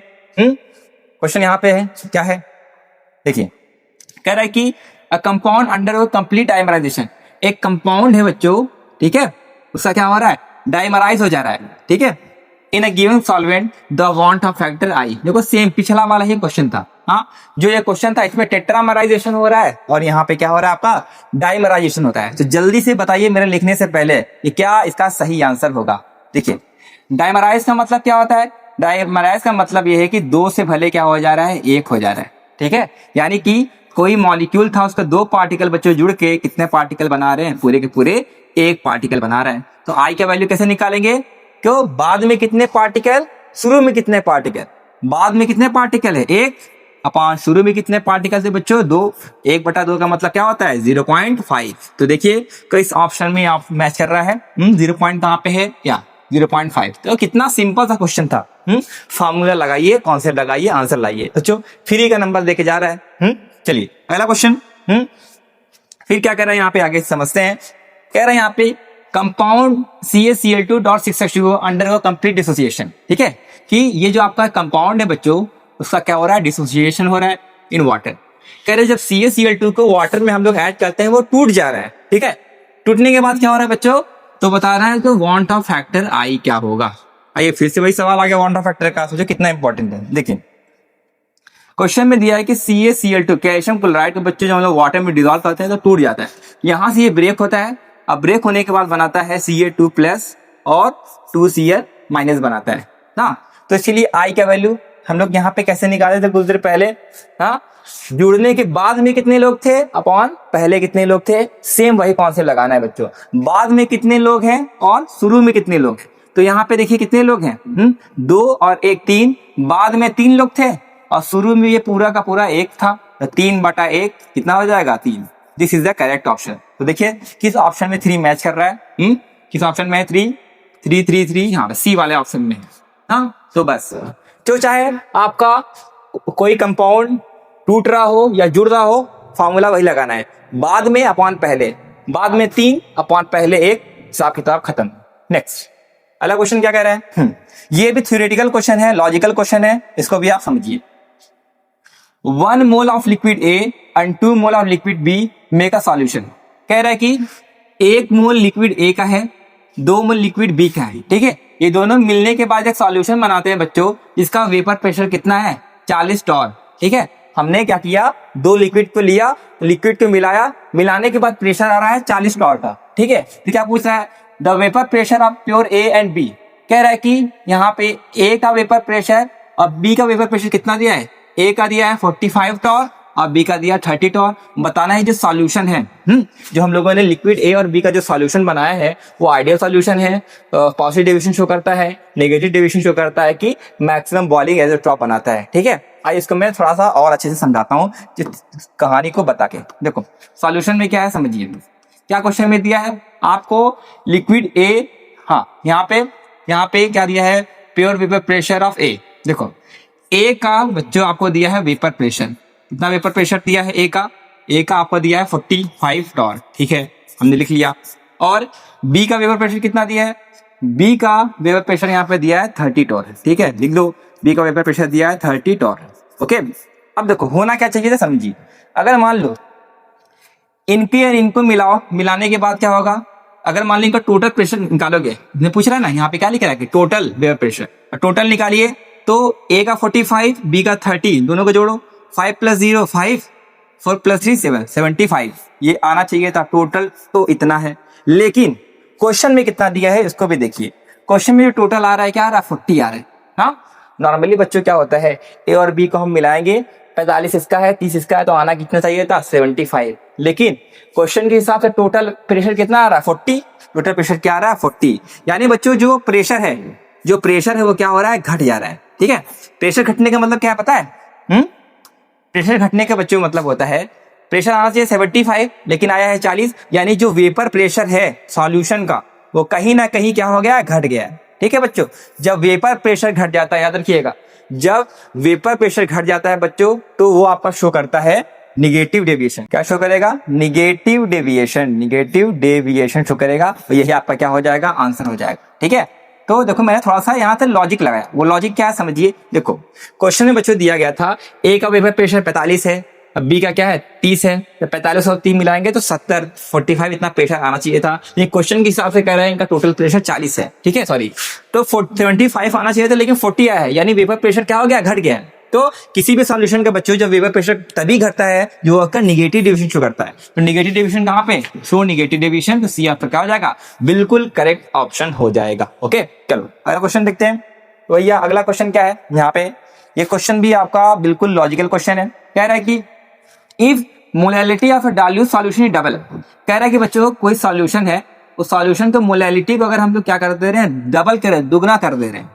The value of the molar elevation constant, बच्चों जो केबी का वैल्यू होगा वो क्या होगा, आधा हो जाएगा, डबल हो जाएगा, ट्रिपल हो जाएगा, कि कोई भी चेंज नहीं आएगा। बताइए क्या होगा ना, समझिए। ये जो बच्चों टॉपिक है उस टॉपिक का नाम है एलिवेशन इन बॉइलिंग पॉइंट। ठीक है, एलिवेशन इन बॉइलिंग पॉइंट का बच्चों फार्मूला होता है delta TB is equal to KB into M. ठीक है, यहाँ पे डेल्टा टीबी क्या है, elevation in boiling point, KB को हम लोग बच्चों बोलते हैं मोलर एलिवेशन कांस्टेंट, और एम यहाँ पे क्या होता है, मोलैलिटी होता है। ओके, तो बच्चों याद रखिएगा केबी आपका एक कांस्टेंट होता है, उसकी वैल्यू कभी भी चेंज नहीं होती, कुछ भी कर लीजिए इसकी वैल्यू चेंज नहीं होती है। ठीक है, तो कांस्टेंट की वैल्यू चेंज नहीं होती है, तो आप क्या लगाओगे कि हम लोग मोलैलिटी को जब डबल करेंगे तो केबी पे कोई घंटा फर्क नहीं पड़ेगा, तो क्या लिखेंगे आप, ऑप्शन लगा के आएंगे डी, अनचेंज, कोई भी चेंज नहीं होता है। ओके, चलिए अगला क्वेश्चन। नेक्स्ट क्वेश्चन क्या है, तो ये क्वेश्चन कह रहा है कि which of the following aqueous solution will have highest boiling point. कह रहा है बच्चा आपके पास ये 4 तरह के सॉल्यूशन दिए गए हैं, इस सॉल्यूशन को देख के बताना है कि किसका बॉइलिंग पॉइंट सबसे ज्यादा होगा ना। तो देखिए आपको बता दे रहा हूँ, ये टॉपिक लिया गया है बच्चों, वो है आपका एलिवेशन इन बॉइलिंग पॉइंट से लिया गया है। और एलिवेशन इन बॉइलिंग पॉइंट को हम लोग किससे डिनोट करते हैं, डेल्टा टीबी से। डेल्टा टीबी को हम लोग क्या बोलते हैं, एलिवेशन इन बॉइलिंग पॉइंट। और ये क्या होता है, एक तरह का कॉलिगेटिव प्रॉपर्टी होता है। कॉलिगेटिव प्रॉपर्टी क्या होता है, वह सारे प्रॉपर्टी जो number of mole of solid particle पे डिपेंड करते हैं, हम लोग क्या बोलते हैं, कॉलिगेटिव प्रॉपर्टी ना। तो देखिए जो एलिवेशन इन बॉइलिंग पॉइंट है बच्चों, वो 2 चीजों पे डिपेंड करता है। पहला किस पे डिपेंड करता है, नंबर ऑफ सॉलिड पार्टिकल पे। जितने ज्यादा सॉलिड पार्टिकल होंगे उतना ज्यादा क्या होगा, आपका बॉइलिंग पॉइंट होगा। और डिपेंड करता है दूसरा मोलैरिटी, जितना ज्यादा मोलैरिटी होगा उतना ही क्या होगा, एलिवेशन इन बॉइलिंग पॉइंट। इन दोनों चीजों पे डिपेंड करता है ना। तो सबसे पहले ये हम देखते हैं क्वेश्चन को, मोलैरिटी, जिसकी ज्यादा मोलैरिटी होगी वो उसका बॉइलिंग पॉइंट सबसे ज्यादा होगा। तब आइए मैच करते हैं। तो देखिए यहाँ पे अगर हम बात करेंगे ए और बी ऑप्शन का, ये तो कट हो जाएगा तुरंत। क्यों, क्योंकि अगर यहाँ आप मैच करेंगे दोनों की मोलैरिटी क्या है, 1 है, लेकिन हम सी और डी के बारे में बात करेंगे, इसकी मोलैरिटी क्या है, 2 है। तो जितनी ज्यादा मोलैरिटी होगी उतना ज्यादा एलिवेशन इन बॉइलिंग पॉइंट होगा, यानी कि सी और डी में से कोई होगा। अब दोनों की मोलैरिटी सेम है तो आंसर कौन होगा, फिर हम देखेंगे नंबर ऑफ पार्टिकल, जिसमें ज्यादा पार्टिकल होंगे बच्चों उसकी बॉइलिंग पॉइंट ऑटोमेटिक बढ़ जाएगी। तो आइए देखते हैं कि किसका बॉइलिंग पॉइंट ज्यादा होता है। तो देखिए यहाँ पे देखो, अगर हम बात करते हैं सी और डी में से, सी में क्या दिया, देखिए सी में दिया है आपका KCl। KCl को जब हम लोग वाटर में डिसॉल्व करते हैं टूटता है K प्लस में Cl माइनस में ना। तो यहाँ कितने पार्टिकल है, एक पोटेशियम के पार्टिकल, एक Cl माइनस के, यानी यहाँ पे आपके 2 पार्टिकल है। अगर हम डी ऑप्शन के बारे में बात करते हैं बच्चों, तो यहाँ पे क्या है K2SO4, और K2SO4 को जब हम लोग वाटर में डिसॉल्व करते हैं तो बनता है 2K प्लस बनता है, और SO4 2 माइनस बनता है। तो यहाँ पे 2 पार्टिकल पोटेशियम के हैं, एक पार्टिकल SO4 के है, तो यानी यहाँ पे 3 पार्टिकल है ना। तो जितने ज्यादा पार्टिकल होंगे उतना ही ज्यादा क्या होगा, उसका एलिवेशन इन बॉइलिंग पॉइंट होगा। तो बताइए इस हिसाब से कौन सा ऑप्शन सही होगा, तो डी वाला ऑप्शन सही होगा ना। तो डी वाले का बच्चों मोलैरिटी भी ज्यादा है और उसमें पार्टिकल भी ज्यादा है, इस वजह से डी ऑप्शन ही सही होगा। तो कॉलिगेटिव प्रॉपर्टी, कभी भी कोई क्वेश्चन आ जाए बच्चों, बस आपको देखना है किसकी मोलैरिटी ज्यादा है और किसके नंबर ऑफ पार्टिकल ज्यादा है, वही आपका करेक्ट ऑप्शन होगा। ठीक है, इससे रिलेटेड अगला सवाल है, ये देखते हैं आप लोग कर पाते हैं कि नहीं। देखो क्वेश्चन कह रहा है कि out of the following one molarity aqueous solution which one will show largest freezing point depression. कह रहा है कि आपके पास ये चार तरह के सॉल्यूशन दिए गए हैं, चार तरह के सॉल्यूशन दिए हैं जिसका मोलरिटी क्या है, वन मोलरिटी है। ठीक है, इन चारों सॉल्यूशन के बच्चों जो मोलरिटी है वो कितना है, वन है, यानी सबका मोलरिटी यहाँ पे सेम दिया गया है। फिर क्या कह रहा है आगे, बताना है कि चारों सॉल्यूशन में से जो फ्रीजिंग पॉइंट डिप्रेशन है वो किसका ज्यादा होगा, किसका सबसे ज्यादा फ्रीजिंग पॉइंट होगा, आपको ये बताना है। तो देखिए यहाँ पे जो इसके बारे में बता देना चाहता हूँ, ये टॉपिक लिया गया है वो है आपका डिप्रेशन इन फ्रीजिंग पॉइंट। और डिप्रेशन इन फ्रीजिंग पॉइंट को हम लोग लिखते हैं डेल्टा टीएफ। डेल्टा टीएफ को हम लोग क्या बोलते हैं, डिप्रेशन इन फ्रीजिंग पॉइंट। ये भी बच्चों आपका क्या होता है, कॉलीगेटिव प्रॉपर्टी होता है, यानी ये भी आपका नंबर ऑफ सॉल्यूट पार्टिकल पे डिपेंड करता है। तो जितना ज्यादा सॉल्यूट के पार्टिकल होंगे उतना ही क्या होगा, डिप्रेशन इन फ्रीजिंग पॉइंट। तो ये सबको हम लोग बारी बारी से मैच करते हैं। अगर बच्चों हम पहले ऑप्शन के बारे में बात करेंगे, पहला दिया है NaCl। ठीक है, NaCl वाटर में जाएगा तो क्या बनेगा, ये बनता है Na+ बनता है और Cl-। तो कितने पार्टिकल मिले यहाँ पे, एक और एक, दो पार्टिकल है। अगर हम Na2SO4 के बारे में बात करेंगे तो ये क्या होगा, सोडियम सल्फेट को जब वाटर में डिसॉल्व करते हैं तो बनाता है आपका 2Na+ और SO4- बनाता है। तो दो सोडियम के एक सल्फेट के पार्टिकल, यानी यहाँ पे तीन पार्टिकल हो जाएंगे। अगर बात करेंगे इसके बारे में, सी वाला C6H12O6 ये आपका होता है ग्लूकोज। बच्चों जो वाटर ग्लूकोज को वाटर में डिसॉल्व करते हैं तो ये डिसोसिएट नहीं होगा, ये वैसे के वैसा ही रहता है, यानी कि C6H12O6। इसमें कोई भी पार्टिकल डिसोसिएट नहीं होते हैं, एक पार्टिकल पहले थे, एक पार्टिकल बाद में भी होते हैं। उसके बाद बात करेंगे Al2SO4 का होल थ्राइड, डी ऑप्शन के बारे में। Al2SO4 का होल थ्राइड इसको बोलते हैं एल्युमिनियम सल्फेट। ठीक है, तो इसमें देख रहे हैं डिसॉल्व करते हैं, ये बनता है एल्युमिनियम +3 और SO4 2- बनता है। देखो कितने एल्युमिनियम है, दो है, यहाँ दो से मल्टीप्लाई कर दो। कितने SO4 है, तीन है, तो तीन से मल्टीप्लाई कर दो ना। तो यहाँ पे देखो दो एल्युमिनियम का है और तीन सल्फेट के, तो तीन और दो कितने पार्टिकल है, पांच पार्टिकल ना। तो जितने ज्यादा सॉल्यूट के पार्टिकल होंगे उतना ही ज्यादा डिप्रेशन फ्रीजिंग पॉइंट होगा। तो अपने लॉजिक से थोड़ा बताइए बच्चों कौन सा ऑप्शन सही होगा। हाँ, सबसे ज्यादा पार्टिकल किसके पास है, एल्युमिनियम सल्फेट, यानी डी वाला ऑप्शन ही क्या हो जाएगा, आपका करेक्ट ऑप्शन हो जाएगा। फिर आपको नंबर ऑफ पार्टिकल पहचानने आना चाहिए, बाकी सब तो क्वेश्चन हो ही जाएगा। तो नेक्स्ट क्वेश्चन क्या कह रहा है, क्वेश्चन यहां पे कह रहा है कि in case of association abnormal molar mass of solute will. कह रहा है कि एसोसिएशन के केस में जो एबनॉर्मल मॉलिक्यूलर मास होगा वो क्या होगा, बढ़ेगा, घटेगा, कि वैसा ही रहेगा, कि पहले बढ़ेगा फिर घटेगा ना। तो देखिए आपको कुछ बातें बता देना चाहते हैं यहाँ पे कि देखिए अगर हम बात करेंगे एबनॉर्मल मोलर मास के बारे में बच्चों, इसमें दो केस आता है। पहला केस होता है आपका एसोसिएशन का और दूसरा केस होता है डिसोसिएशन में ना। एसोसिएशन के केस में बच्चों एबनॉर्मल मोलर मास क्या होता है, बढ़ जाता है, और डिसोसिएशन केस में एबनॉर्मल मोलर मास क्या होता है, डिक्रीज कर जाता है। अब एसोसिएशन का मतलब होता है जुड़ना। ठीक है, जुड़ना, मान लो कोई आपका मॉलिक्यूल है, दो मॉलिक्यूल है, ओके। अब दो मॉलिक्यूल है, जब दो मॉलिक्यूल आपस में जुड़ के एक मॉलिक्यूल बना लेते हैं बच्चों तो इसको बोलते हैं एसोसिएशन। ठीक है, जब भी कोई चीज जुड़ता है, जुड़ने के बाद उसका मास ऑटोमेटिक बढ़ जाता है। ठीक है, डिसोसिएशन का मतलब होता है ब्रेक होना। मान लो AB कोई मॉलिक्यूल था, ये ब्रेक होके बना A और B, ये टूट गया। टूटने के बाद इसका जो मास होता है बच्चों, मास बढ़ जाता है। मास बढ़ने की वजह से इसका जो एबनॉर्मल मोलर मास होता है घट जाता है। ठीक है, जुड़ने की वजह से मास बढ़ जाता है और टूटने की वजह से मास घट जाता है। तो क्वेश्चन में क्या कह रहा है, क्वेश्चन में कह रहा है कि एसोसिएशन के केस में क्या होता है, बताइए एसोसिएशन के केस में क्या होता है। एसोसिएशन के केस में बच्चों क्या होता है, एबनॉर्मल मोलर मास इंक्रीज कर जाता है। कौन सा ऑप्शन लगाएंगे, पहला ऑप्शन। तो कभी एग्जाम में बदल के देगा, तो अगर आपको ये जो मैंने थोड़े थोड़े की पॉइंट लिखे गए हैं, इस की पॉइंट को भी अगर आप अच्छे से नोट करेंगे तो भी क्वेश्चन आपके लिए आसान हो जाएंगे। ओके, चलिए आगे बढ़ते हैं नेक्स्ट क्वेश्चन की तरफ। अगला क्वेश्चन क्या कह रहा है, कह रहा है कि an unripe mango placed in concentrated solution to prepare pickle shrivel because ना। क्वेश्चन में कह रहा है कि बच्चों आपके पास अनराइप मैंगो, अनराइप मैंगो मतलब होता है कच्चा आम। ठीक है, उस कच्चे आम को आपको क्या बनाना है, पिकल, अचार बनाना है। ठीक है, तो कच्चे आम को अचार बनाने के लिए उसको कहाँ पे रखा जाता है, कंसंट्रेटेड सॉल्ट सॉल्यूशन। पता है कंसंट्रेटेड सॉल्ट सॉल्यूशन का मतलब क्या होता है, पानी लो, उस पानी में जब आप बहुत ज्यादा नमक को घोल दोगे बच्चों तो बन जाता है कंसंट्रेटेड सॉल्ट सॉल्यूशन।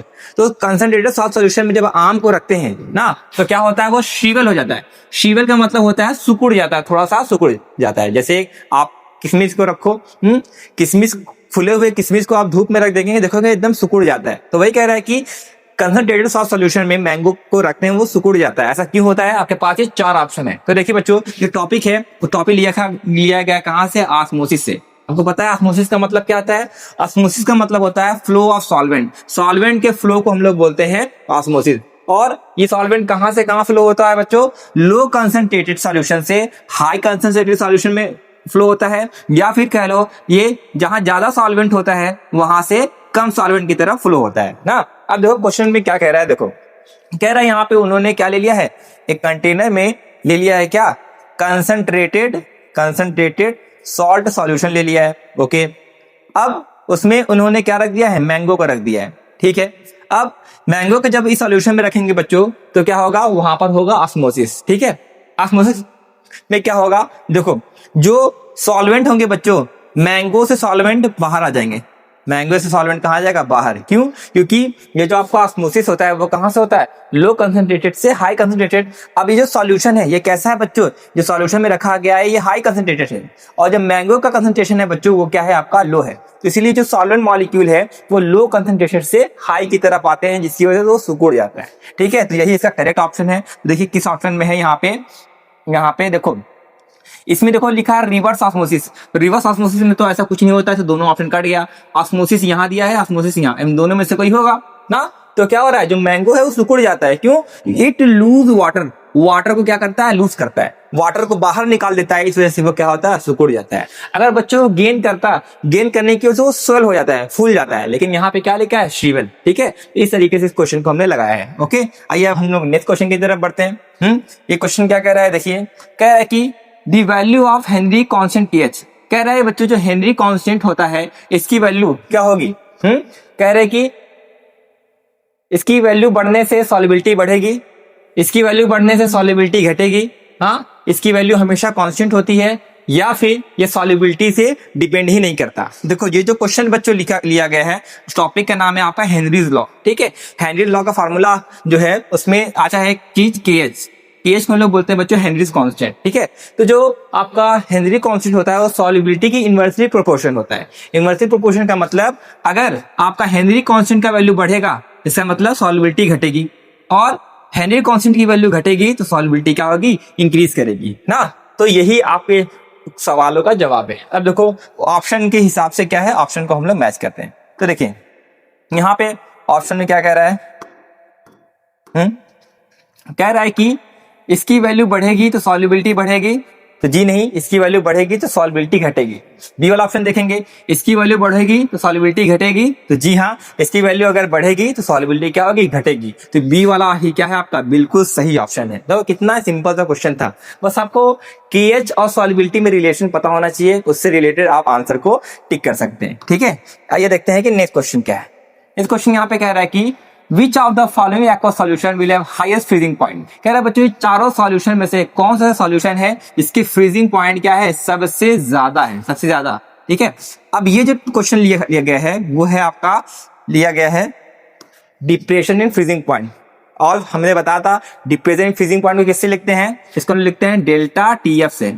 हाँ, डेल्टा TF को बोलते हैं डिप्रेशन इन फ्रीजिंग पॉइंट। ये क्या होता है बच्चों, आपका कॉलिगेटिव प्रॉपर्टी होता है, यानी ये प्रॉपर्टी किस पे डिपेंड करता है, नंबर ऑफ सॉल्यूट पार्टिकल पे डिपेंड करता है। ओके, यानी कि जितना ज्यादा पार्टिकल होगा उतना ज्यादा क्या होगा, इसका फ्रीजिंग पॉइंट होगा। बस आपको देखना है कि कौन सा पार्टिकल सबसे ज्यादा है, यहाँ पे उसी को टिक करना है। ठीक है, पहले ऑप्शन के बारे में बात करेंगे बच्चों, इसमें दिया है KCl पानी में जाएगा क्या बनाएगा, K+ बनाएगा Cl-। तो कितने पार्टिकल मिले यहाँ पे, 2 पार्टिकल।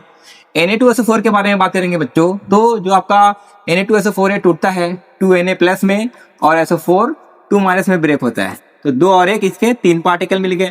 ग्लूकोज का फार्मूला होता है बच्चों C6H12O6। हम बताए थे ये पानी में जाने के बाद डिसोसिएट नहीं होगा, एक पार्टिकल पहले होता है एक पार्टिकल बाद में, यानी इसका एक ही पार्टिकल होगा।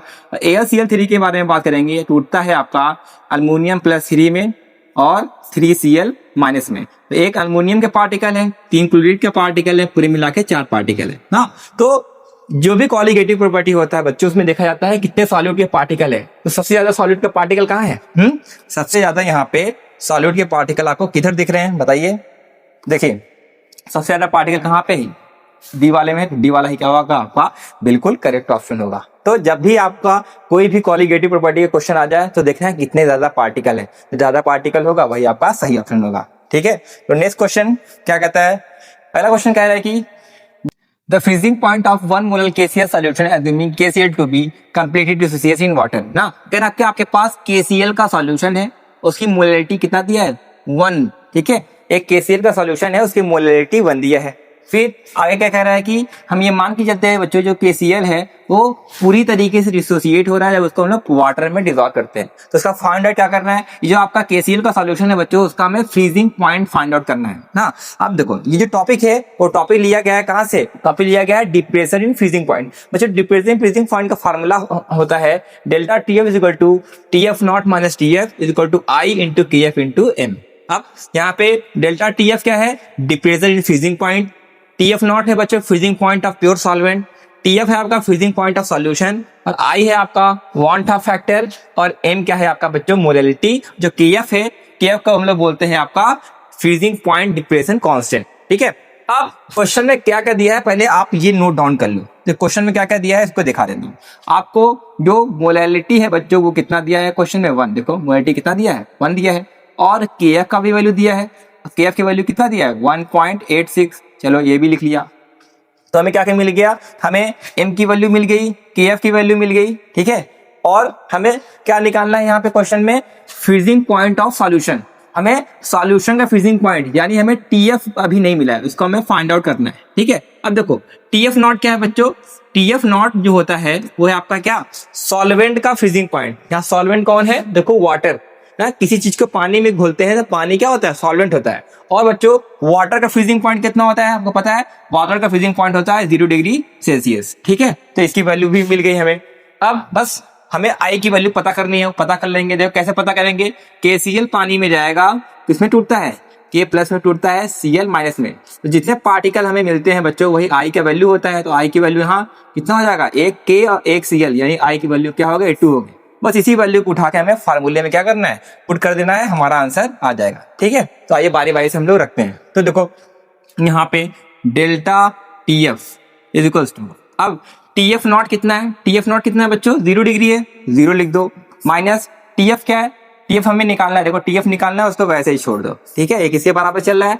I की वैल्यू कहाँ है, यहाँ पे I की वैल्यू 2 है, और KF का वैल्यू क्वेश्चन में दिया है 1.86, ठीक है, इनटू, और M की वैल्यू क्या है आपका 1 है। बस इसको हम लोग क्या करेंगे सॉल्व कर लेंगे। ठीक है, तो देखो delta TF is equals to minus TF is equals to, इसको थोड़ा मल्टीप्लाई कर दो यहाँ से, 2 6 12 कैरी आया 1, 8 2 16 1 17 कैरी आया 1, 2 1 2 और 1 3। ठीक है, तो ये माइनस में माइनस इधर कर दो, तो TF यहाँ पे हो जाएगा माइनस 3.72 डिग्री सेल्सियस ना। तो यही हमारा आंसर है। तो देखिए ये ऑप्शन कहाँ पे मैच कर रहा है, ये ऑप्शन कहाँ पे मैच कर रहा है, माइनस 3.72, ये देखिए ए वाला ऑप्शन में मैच कर रहा है। ये कितना सिंपल सा क्वेश्चन था, बस क्वेश्चन में डाटा दिया गया था, हमें बस फार्मूला रखने की देरी थी। तो कभी भी बच्चों फार्मूला को आप लर्न करो तो ये अच्छे से समझ लेना, इस फार्मूले में जो भी आपको दिया गया है उस सिंबल, तो सिंबल किसको रिप्रेजेंट करता है ये बहुत जरूरी है जानना। ठीक है, चलिए आइए हम लोग बढ़ते हैं अगले क्वेश्चन की तरफ। तो अगला क्वेश्चन क्या कह रहा है, तो कह रहा है कि a solution of acetone in ethanol, कह रहा है कि एसीटोन और इथेनॉल का जो सॉल्यूशन होता है वो राउल लॉ को फॉलो करता है। वो एक आइडियल सॉल्यूशन है कि वो आपका पॉजिटिव डिविएशन शो करता है कि वो आपका नेगेटिव डिविएशन शो करता है। मैंने बहुत पहले ही बताया था बच्चों कि यहाँ पे जो आपका एसीटोन और इथेनॉल होता है ये आपका नॉन आइडियल सॉल्यूशन होता है। ठीक है, और नॉन आइडियल सॉल्यूशन में कौन सा डिविएशन शो करता है, ये आपका पॉजिटिव डिविएशन शो करता है। ठीक है, तो इसी हिसाब से आप अगर ये ऑप्शन को लगा दीजिए तो एसीटोन आपका क्या कहता है पॉजिटिव डिविएशन शो करेगा, इथेनॉल और एसीटोन, तो पॉजिटिव डिविएशन का सी ऑप्शन है, यही आपका क्या हो जाएगा करेक्ट ऑप्शन हो जाएगा। तो कभी भी कोई सॉल्यूशन दिया होगा बच्चों आपको देखना है कि आइडियल है कि नॉन आइडियल, और नॉन आइडियल होगा तो उसमें पॉजिटिव वाला है कि नेगेटिव वाला, तो कैसे याद होगा जब आपके उसके एग्जाम्पल को अच्छे से याद करे रहेंगे। ठीक है, चलिए नेक्स्ट क्वेश्चन। उसी से रिलेटेड क्वेश्चन एक और आ गया, कह रहा है कि solution of acetone in chloroform. Acetone और क्लोरोफॉर्म को जब हम मिलाएंगे बच्चों, उसका जो सॉल्यूशन होगा वो रॉल लॉ का फॉलो करेगा कि एज़ोटॉपिक मिक्सचर बनाएगा, कि पॉजिटिव डेविएशन शो करेगा कि नेगेटिव डेविएशन शो करेगा। ठीक है, तो वही एग्जांपल्स को आपको अच्छे से लर्न करना है। तो देखिए, जो आपका एसीटोन और क्लोरोफॉर्म होता है बच्चों, ये आपका नॉन आइडियल सोल्यूशन होता है, और नॉन आइडियल सोल्यूशन में कौन सा, नेगेटिव डेविएशन वाला एग्जांपल है। ठीक है, तो बस जो नेगेटिव डेविएशन लगा दीजिए। तो जो एसीटोन और क्लोरोफॉर्म में आपका नेगेटिव डेविएशन जो करते हैं, यानी डी वाला ऑप्शन आपका सही ऑप्शन हो जाएगा। तो एग्जाम्पल को आप जरूर से याद कर लीजिएगा, नॉन आइडियल सॉल्यूशन का बहुत बार आपके एग्जाम में पूछा गया है।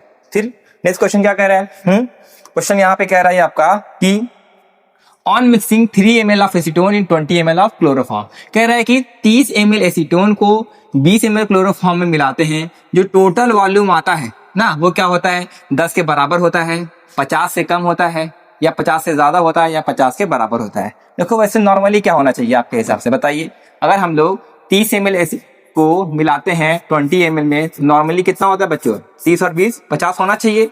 लेकिन आपको एक बात बता दिया जाए कि एसीटोन और क्लोरोफॉर्म ये जो आपका सॉल्यूशन बनाता है, ये बच्चों आपका निगेटिव डेविएशन शो करता है। ठीक है, ये जो एसीटोन और क्लोरोफॉर्म है, ये आपका नॉन आइडियल सॉल्यूशन में कौन सा डेविएशन शो करता है, निगेटिव। और निगेटिव वाले में बच्चों हर चीज क्या होता है, डिक्रीज कर देता है। ठीक है, तो निगेटिव डेविएशन में जिसकी वॉल्यूम होता है वो टोटल से कम आता है, तो वॉल्यूम क्या होगा, टोटल से क्या आएगा, कम आएगा। ठीक है, तो यही आपका सही ऑप्शन हो जाएगा। आइए इसको हम लोग देखते हैं कौन सा ऑप्शन सही है।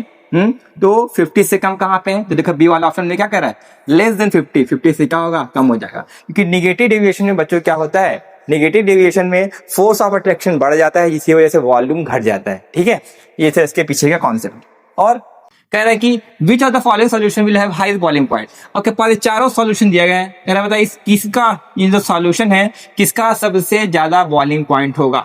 ठीक है, अब देखो ये भी क्वेश्चन पहले आ चुका है, हम लोग पढ़ चुके हैं। ये जो क्वेश्चन लिया है ये आपका एलिवेशन इन बॉइलिंग पॉइंट से लिया गया है। एलिवेशन बॉइलिंग पॉइंट आपका कॉलिगेटिव प्रॉपर्टी होता है। कॉलिगेटिव प्रॉपर्टी किस पे डिपेंड करता है, नंबर ऑफ पार्टिकल।